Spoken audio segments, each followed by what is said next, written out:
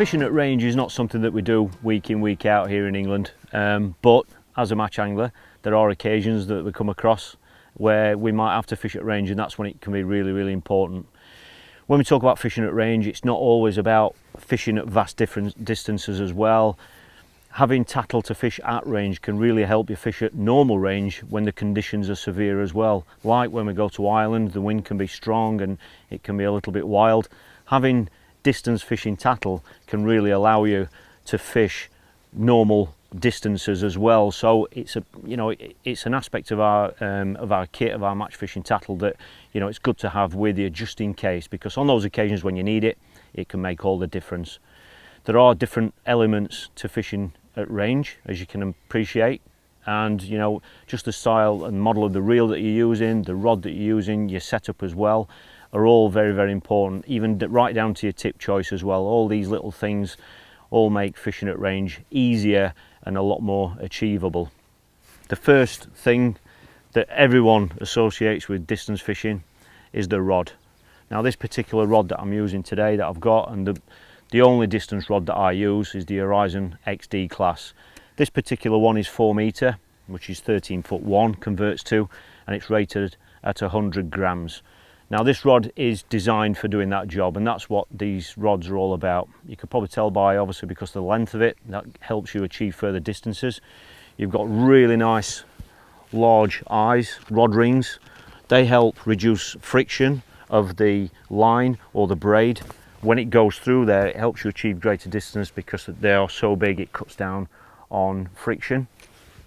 This particular rod obviously comes with a selection of tips, but when you're fishing at range, you need to make the rod so it's got a bit of poke to it, as we say. Sometimes, quite often, a 2.5 ounce tip can be enough, but if you are going to go even further, you know, when you start talking about casting 70, 80, 90 meters or even further, this rod is ideal with a 4 ounce tip, because that gives you that extra little bit of stiffness to get the feeder out there.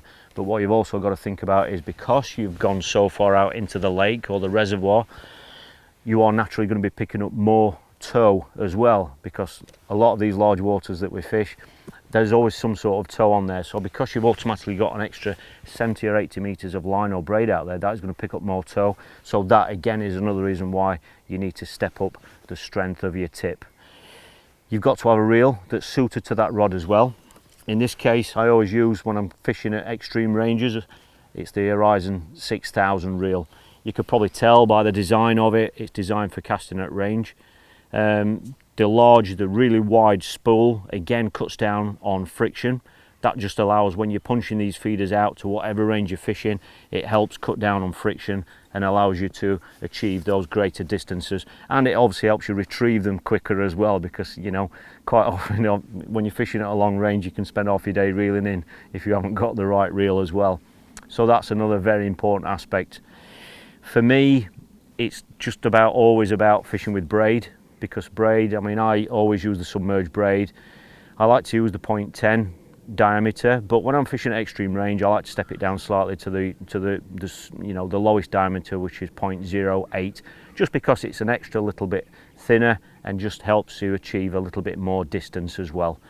I always use a shock leader, again another important aspect of fishing at range. When I'm fishing a 4 meter rod like this one, I like to use a shock leader that is twice the length of the rod that I'm using.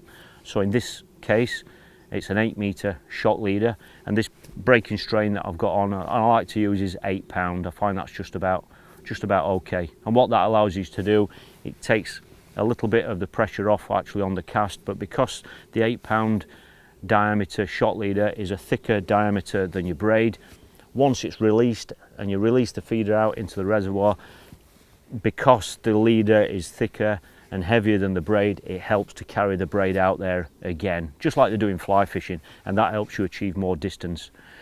Rigs can be very important. In England, I know, I completely appreciate that a lot of the time in England when we are fishing at range, it is with some form of a method feeder, and they obviously cast a lot easier than the conventional style open-ended feeder rigs that we're used to fishing anyway, because a lot of these, obviously these sorts of rigs have probably got a 50 centimeter hook length that might have 2 worms on it if we're fishing for bream, and they can act as a parachute. So again, these are aspects that you need to think about as well. I like to fish with a fixed rig when I can, when I'm fishing at range. Some form of a helicopter rig or a normal traditional fixed paternoster rig I like to fish with.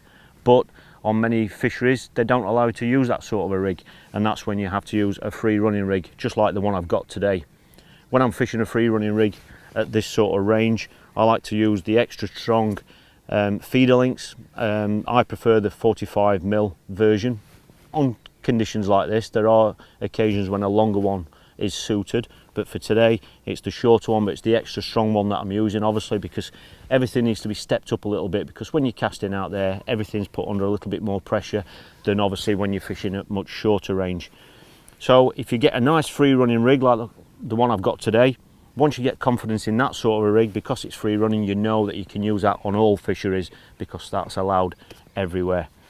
The feeder is very, very important. Obviously, as you all know, there are different sorts of feeders out there and they're all designed for a reason.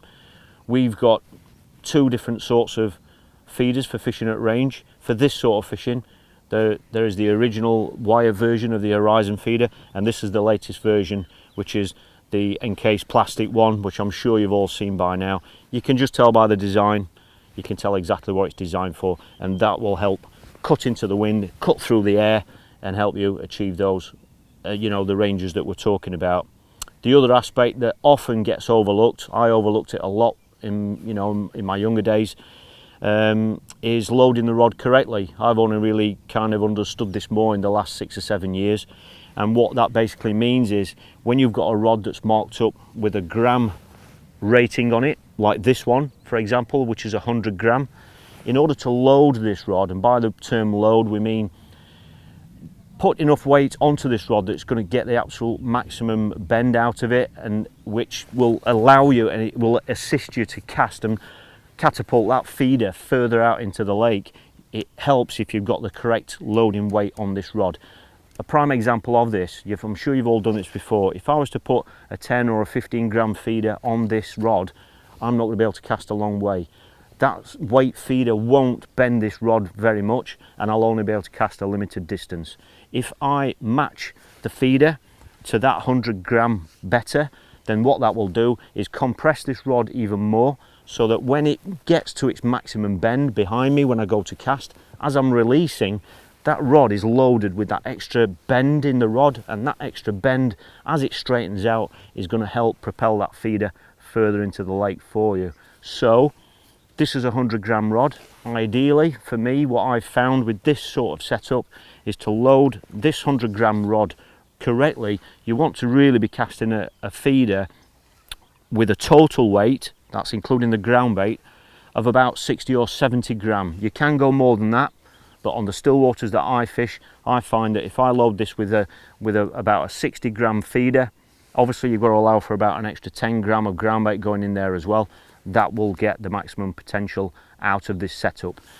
There are lots of aspects there that we've just talked about, but they are all key aspects to being able to achieve some of these greater distances. And by getting each one of those, it doesn't have to be perfect, but by addressing each one of those aspects as an accumulated kind of setup, that will enable you to reach the distances that you want to achieve.